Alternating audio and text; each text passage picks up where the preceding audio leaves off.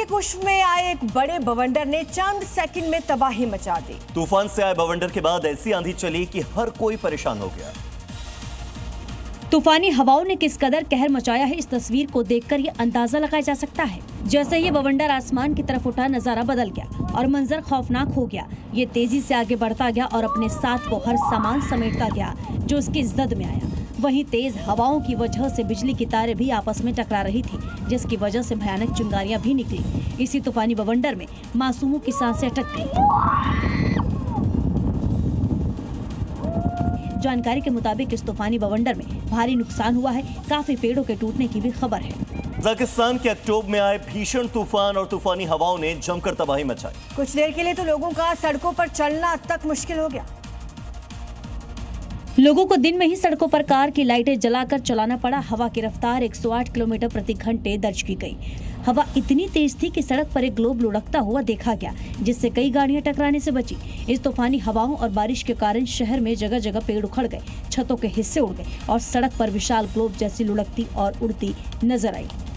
तूफानी हवाओं से प्रभावित अक्टोबर शहर के लोगों को भारी परेशानी का सामना करना पड़ा।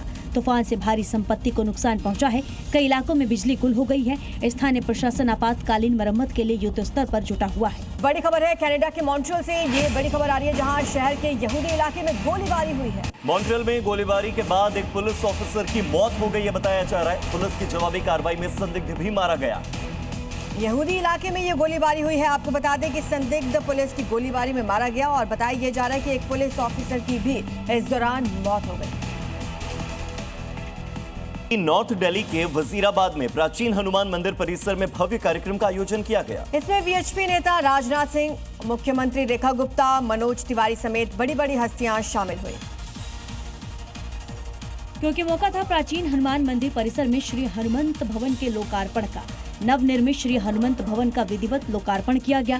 कार्यक्रम में बड़ी संख्या में श्रद्धालुओं के साथ साथ संत समाज और राजनीतिक क्षेत्र के कई प्रमुख हस्तियां शामिल हुई। नवनिर्मित श्री हनुमंत भवन में पूजा पाठ, हवन, धार्मिक अनुष्ठानों के साथ साधु संतों और ऋषि मुनियों के ठहरने एवं विश्राम की विशेष व्यवस्था की गई है, जिसका उद्देश्य धार्मिक गतिविधियों को बढ़ावा देना और श्रद्धालुओं को बेहतर सुविधा उपलब्ध कराना है।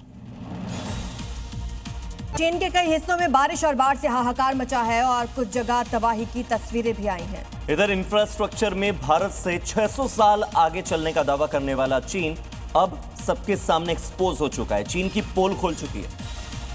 बारिश ने बढ़ाई परेशानी, शॉपिंग मॉल की छत फटी। दरअसल भारी बारिश के चलते शॉपिंग मॉल की एक छत फट गई, जिससे अचानक से पानी भरने लगा और मौके पर मौजूद लोगों में हड़कंप मच गया। जिसके बाद मॉल के अंदर पानी घुसने से वहां शॉपिंग करने पहुंचे लोगों में अफरा तफरी का मंजर दिखाई दिया और इस दौरान लोग भागते हुए नजर आए।